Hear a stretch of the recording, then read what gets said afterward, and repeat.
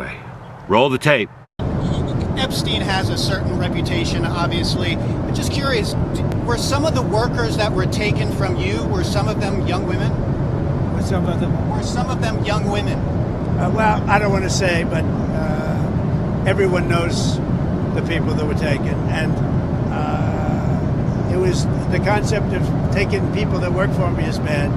But that story's been pretty well out there. And the answer is yes, they were. Yes, they were young women? What did they do?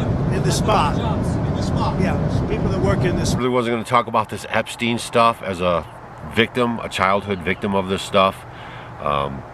This stuff rubs me the wrong way, okay? But I want to share with you guys just some thoughts that I have and just some observations that I've been able to make just by letting people speak, like letting Trump speak, letting other people speak. And I've just drawn some conclusions that I want to share with you guys in this video. At the time of her abduction, Virginia was only 15 years old. There are stories out there saying that she was previously abused by a family member. Here's a clip of her in 2019 fighting the good fight, saying that she's never going to give up, that she wants these people brought to justice.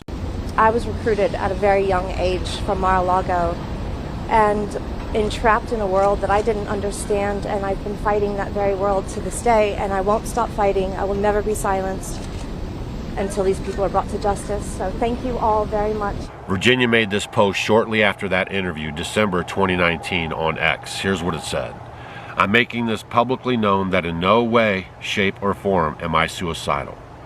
I have made this known to my therapist and GP. If something happens to me, in the sake of my family, do not let this go away and help me protect them. Too many evil people want to see me quieted. And if you guys follow this a little bit, this is the British Crown. This is a lot of top celebrities. This stuff is very, very deep. Okay, so I just want you guys not to stay on the surface level and just to open your mind to the possibilities that this is way deeper than you could even imagine. And I'm not sure if you know this or not, but Jeffrey Epstein is rumored to be part of Mossad. Here is Tucker Carlson openly talking about the connection. Acceptable. And I think the real answer is Jeffrey Epstein was working on behalf of intel services, probably not American. And we have every right to ask, on whose behalf was he working? How does a guy go from being a math teacher at the Dalton School in the late 70s with no college degree to having multiple airplanes, a private island, and the largest residential house in Manhattan? Where did all the money come from? And no one has ever gotten to the bottom of that because no one has ever tried. And moreover, it's extremely obvious to anyone who watches that this guy had direct connections to a foreign government. Now, no one's allowed to say that that foreign government is Israel because we have been somehow cowed into thinking that that's naughty. There is nothing wrong with saying that. There is nothing hateful about saying that. There's nothing anti-Semitic about saying that. There's nothing even anti-Israel about saying that. What the hell is this? You have the former Israeli prime minister living in your house. You have had all this contact with the foreign government. Were you working on behalf of Mossad? Were you running a blackmail operation on behalf of a foreign government?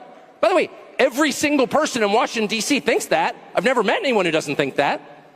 I don't know any of them that hate Israel, but no one feels they can say that. Why?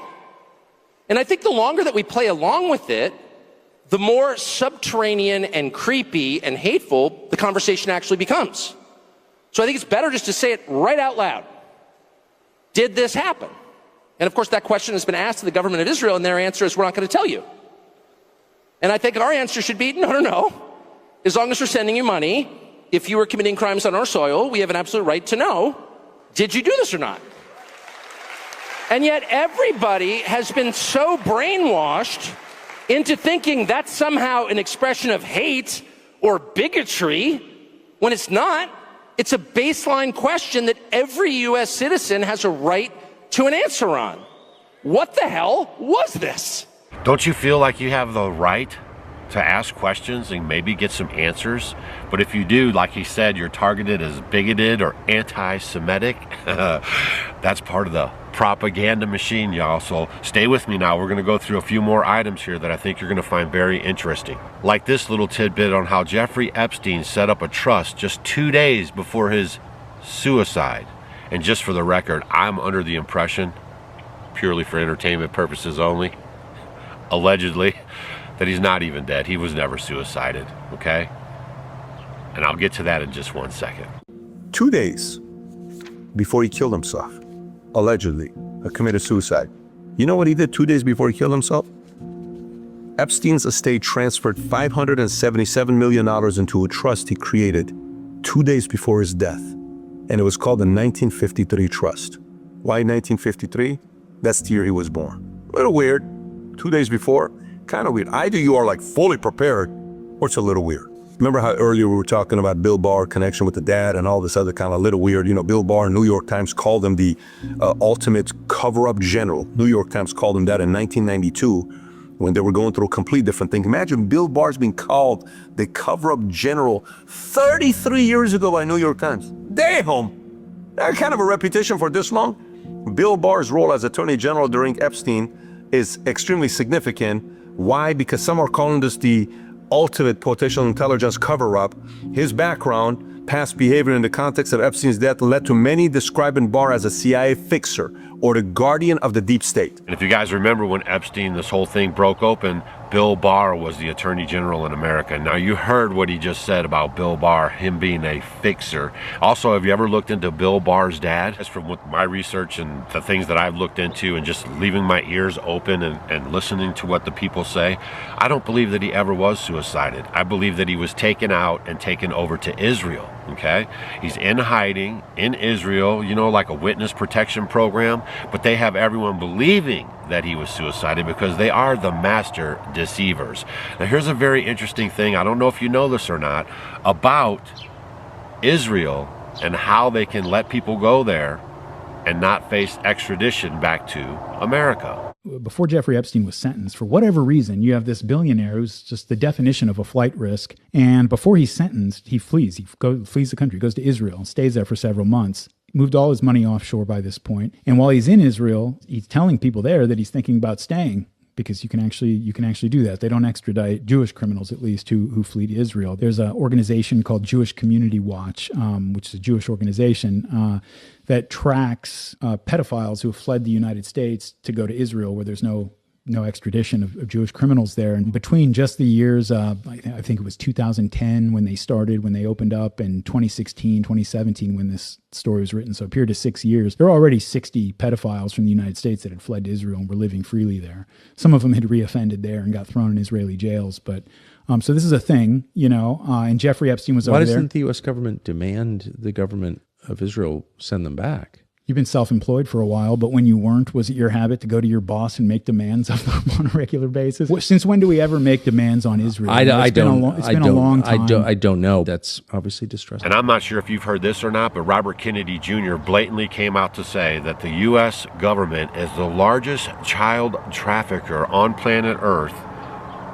Well, just listen to him in his own words. We have ended HHS as the role as the principal vector in this country for child trafficking. And during the Biden administration, HHS became a collaborator in child trafficking and for sex and for slavery. And we have ended that, and we're very aggressively going out and trying to find these children, the 300,000 children that were lost by the Biden administration. Here's Donald Trump talking about all the things he's done for Israel and how Miriam and Sheldon come to the White House more than even the staffers that work there. Just as I promised, I recognize Israel's eternal capital and opened the American embassy in Jerusalem. Jerusalem became the capital. I also recognized Israeli sovereignty over the Golan Heights. Miriam and Sheldon would come into the White House probably almost more than anybody outside of people that worked there. And they were always after, and as soon as I'd give them something, always for Israel. As soon as I'd give them something, they'd want something else. I'd say, give me a couple of weeks, will you please? That was kind of strange, wasn't it? Here's Candace Owens calling out his Israel first policy. Major priority is Israel. And we see that again. He tweeted this out. This is not a joke. Matt Walsh had the perfect response to it, but Donald Trump tweeted this. He tweeted, wow, Canada has just announced that it is backing statehood for Palestine. That will make it very hard for us to make a trade deal with them. Oh, Canada. I'm sorry, Canada is saying they're going to acknowledge Palestine as its own state, and Trump is saying that means we aren't going to do a deal with Canada. Somebody explain that to me very slowly. And I don't know, I found it very odd that when he was asked about Epstein in the White House right after the Texas flooding, that he just tried to divert and dodge, and then he was like, why are we still talking about this, when he campaigned the whole time on releasing the list. Okay, guys, you got to pay attention to this stuff because there's so much being bombarded at us every single day. It's hard to kind of follow the bouncing ball, right? So I just wanted to put this quick video together and kind of show you what's going on. What do you think that was, the Epstein case? I would say Israel, obviously. And again, I'm so tired of us being gaslit. It's the dumbest gaslighting of all time. On record, okay, when Pam Bondi said, I can't even, this was just a moment where I was like, okay, like, F you guys hate us. Like, you have so much power. Why don't you just come out and say, nah, boo-boo, you can't touch us, F you.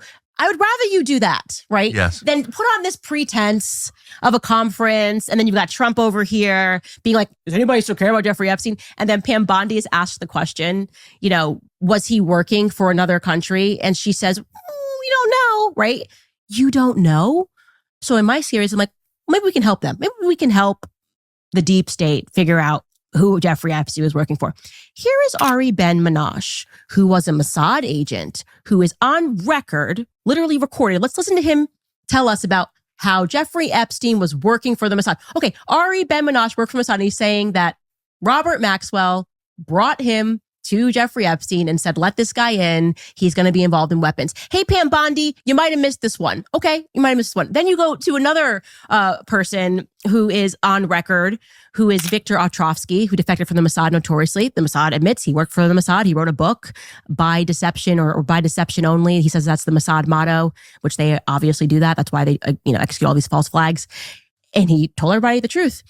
He has said Jeffrey Epstein was working with us. So for whatever reason, Candace Owens is able to determine whether or not Jeffrey Epstein might have been working for another state. But Pam Bondi, they're just going to have to keep surmising about whether or not Jeffrey Epstein. Seriously, that would feel better at this point if they just came out and said, F you, na boo boo, you can't touch us. We rule over you. Ha ha. That would feel at least authentic. Going back to the Taylor Lorenz thing, I'd be like, I really don't like that, but at least it's authentic and I know you mean it and it's true. And the last thing I want to leave you guys with, just so you can kind of scratch your head and kind of put all this stuff together. In 1995, the Prime Minister of Israel had a peace agreement with Palestine. It was going to be a big deal. Okay, it was going to be a big deal. And this is what happened.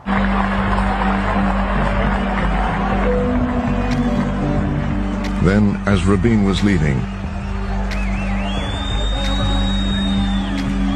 that's him coming down the ramp.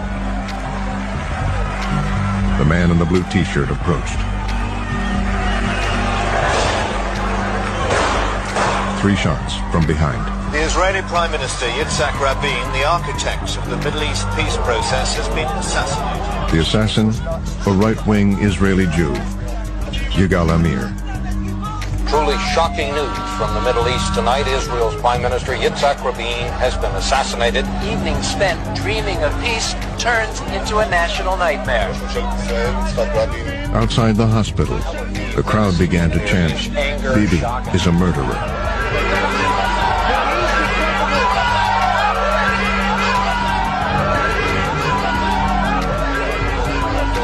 The sign says, Bibi, Rabin's blood is on your hands.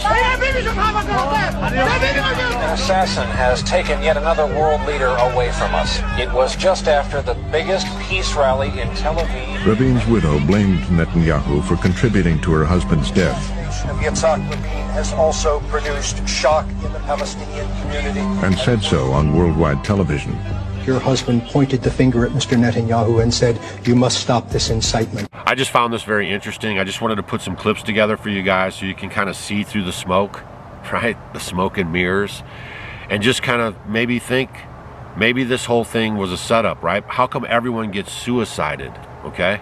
that is involved with high-level stuff like this, right? Suicided. Even the Marilyn Monroe story now, to me, is super suspect, all right? Because she was running with all these high-level perpetrators, and then she ended up suicided.